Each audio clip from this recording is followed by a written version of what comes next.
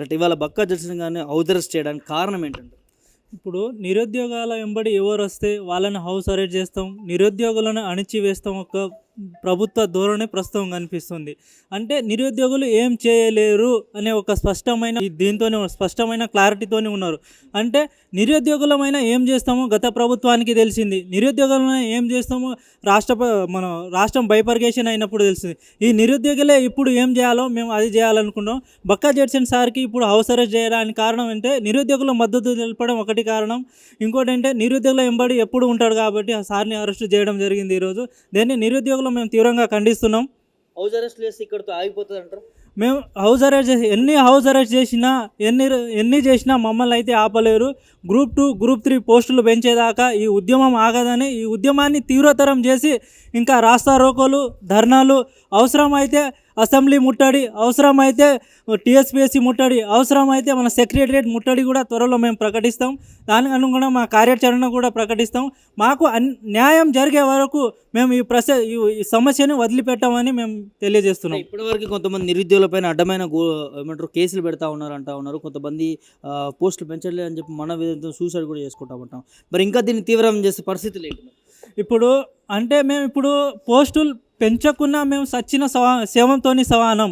అంటే మాకు నిరుద్యోగం అనేది మన రాష్ట్రంలో ఏ విధంగా ఉన్నదో ప్రభుత్వాన్ని మేము గద్దెనెక్కించినాం. అంటే మాకు జాబులు రాకపోతే మేము ఎట్లా బతకాలి? మరి ఈ సమాజంలో మనం తెలంగాణ వచ్చినప్పటి నుంచి పోరాడుతున్నాం. అంటే మా జాబులు మాకు కావాలని. అంటే దేనికోసం? మా బతుకులు బాగుపడతాయి, మేము బాగుపడతాం, మా ఫ్యామిలీ బాగుపడుతుంది, సొసైటీలో మంచిగా ఉంటుందని మేము మంచిగా అయినాం.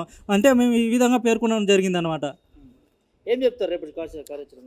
అంటే మేము ఇప్పుడు సార్ని అరెస్ట్ చేసినంత మాత్రాన, హౌస్ అరెస్ట్ చేసిన మాత్రాన ఈ ఉద్యమం ఆగదని మేము చెప్తున్నాం. ఈ ఉద్యమాన్ని ఇంకా అనేక మేధావులతో కలిసి తీవ్రతరం చేస్తాం మేము. చెప్పండి బ్రదర్, ఏంది పరిస్థితి ఏంది? ఇలా బక్కా జడ్సన్ గారిని హౌస్ అరెస్ట్ చేయడం ఎట్లా చూస్తారు దీన్ని? అదే అన్న, ప్రధానంగా ఇప్పుడు గ్రూప్ 1 నోటిఫికేషన్ సంబంధించి బక్కా జడ్సన్ గారు అసలు పాత గవర్నమెంట్ పోయిందే నిరుద్యోగులను అణచివేయడం వల్ల. ప్రవళిక అమ్మాయి చచ్చిపోయినప్పుడు కేటీఆర్ ఇంటికి పిలిపించుకున్నాడు. ఎవరైనా బాధితురాలు ఇంటికి పోతారా? బాధితులు ఇంటికి పిలిపించుకుంటారా? అందువల్లనే గవర్నమెంట్ పోయింది. మరి మీరేం చేస్తారు? వచ్చి 6 నెలలు అయింది. గ్రూప్ 1 1:100 అనేది చాలా న్యాయమైన డిమాండ్. ఎందుకంటే లాస్ట్ రిక్రూట్మెంట్ కిరణ్ కుమార్ రెడ్డి చేసిండు. మరి నిన్న మేము మహేందర్ రెడ్డి గారిని టీఎస్పీఎస్ చైర్మన్ని అడిగినప్పుడు మీకు యూపీఎస్సీ 1:15 తీసుకుంటుంది, నేను 1:50 తీసుకుంటున్నాను అన్నాడు. మరి అట్లాంటి యూపీఎస్సీ ఎవ్రీ ఇయర్ క్యాలెండర్ ఇస్తుంది, మీరు ఇస్తున్నారా? 10 ఏళ్ళ గవర్నమెంట్లో ప్రతి సంవత్సరం 100 గ్రూప్ 1 వేసిన, ఇప్పటివరకు 1000 కావాలి. మరి ఇప్పటివరకు ఒక్క రిక్రూట్మెంట్, ఒక గ్రూప్ 1 నోటిఫికేషన్ లేదు. ఇంతవరకు గ్రూప్ 1 వేకెన్సీలు ఇంతవరకు ఫిల్ చేయలేదు కదా. అట్లాంటప్పుడు మరి 1:50 కాదు 1:100 తీసుకోవడం చాలా న్యాయమైంది. ఎందుకంటే చాలామంది ఇప్పుడు 2 సార్లు గ్రూప్ 1 క్వాలిఫై అయిన వాళ్ళు ఇప్పుడు కాకపోవచ్చు. దానివల్ల వాళ్ళు వాళ్ళ మెరిట్ని ఒక ప్రిలిమ్స్తో మనం జడ్జ్ చేయలేం కదా, వాళ్ళకి మెయిన్స్ అవకాశం కూడా ఇవ్వాలి. సో ఖచ్చితంగా 1:100 డిమాండ్ అనేది మేము అడుగుతున్నాం అన్నాం. ఏంది మరి ప్రభుత్వం ఈ దిశగా నడుస్తుందా? మరి ఇవాళ హౌస్ అరెస్ట్ చేస్తూ ఉన్నారు, అరెస్టులు చేస్తూ ఉన్నారు, పోస్టులు పెంచమంటే అరెస్ట్ చేస్తూ ఉన్నారు నిరుద్యోగుల పైన. ప్రత్యేకంగా నిరుద్యోగుల ప్రభుత్వం అని చెప్తుంది. పోస్టులు పెంచమంటే అరెస్ట్ చేస్తేనే మరి నెక్స్ట్ గుంపు మేస్త్రి సంగతి ఏందో మీ అందరికి తెలుసు. పోస్టులు పెంచమంటే అరెస్ట్ చేస్తే మరి మీకు కూడా అదే సంగతి. ఒకసారి చికట్పల్లి సెంట్రల్ లైబ్రరీ వచ్చి ఆ రోజు ఎలక్షన్ల కంటే ముందు రాహుల్ గాంధీ వచ్చి ఆడ కూర్చొని ముచ్చట పెట్టి చాయ్ తాగి కాఫీ తాగి అంతా చేసిండు. మరి ఇప్పుడు పరిస్థితి ఏంది? గ్రూప్ 2 అడుగుతున్నప్పుడు మీరు అడిగి సరువుగా డిక్లరేషన్ మీరు ఇచ్చిందే మేము అడుగుతున్నాం కదా, ఎక్కువేం అడగట్లేదు కదా. గ్రూప్ 2 పోస్టులు పెంచమని అడుగుతున్నాము, 1:100 చేయమని అడుగుతున్నాము. అన్ని న్యాయబద్ధ డిమాండ్లు. ఇంకా ఇలా గొంతమ్మ కొరకలు ఏమున్నాయి చెప్పండి? విద్యార్థులకు ఏమవసరం చెప్పండి?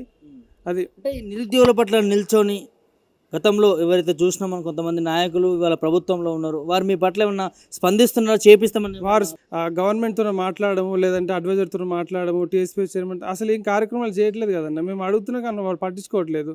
ఇన్ని రోజులు ఏమో ఇక చేస్తామన్నారు, గవర్నమెంట్ వచ్చిన తర్వాత పట్టించుకోవట్లేదు. అది 2,000 ఉద్యోగాలు పెంచలేకపోతున్నా, 2 లక్షల ఉద్యోగాలు పెంచితే నమ్మకం. మరి ఇక అది 33 జిల్లాలు ఉన్న నిరుద్యోగులు ఆలోచించాలి. గవర్నమెంట్ కాంగ్రెస్ గవర్నమెంట్ వచ్చింది, 2 లక్షల ఉద్యోగాలు ఫిల్ చేస్తామన్నారు. ఆడ చంద్రబాబు నాయుడు వచ్చిండు, 16,000 డిఎస్సీ వేసిండు, చెప్పినట్టు వేసిండు. మరి ఇంతవరకు వీళ్ళు డిఎస్సీ సంగతి వాళ్ళకి తెలుసు. గ్రూప్ 1 పోస్టులు అంతే ఆగిపోయినాయి, గ్రూప్ 2 పోస్టులు పెంచట్లేదు. ఈ 2,000 పోస్టులు పెంచకపోతే మరి 2 లక్షలు ఎట్లా ఫుల్ఫిల్మెంట్ చేస్తావో అర్థమైతే లేదు.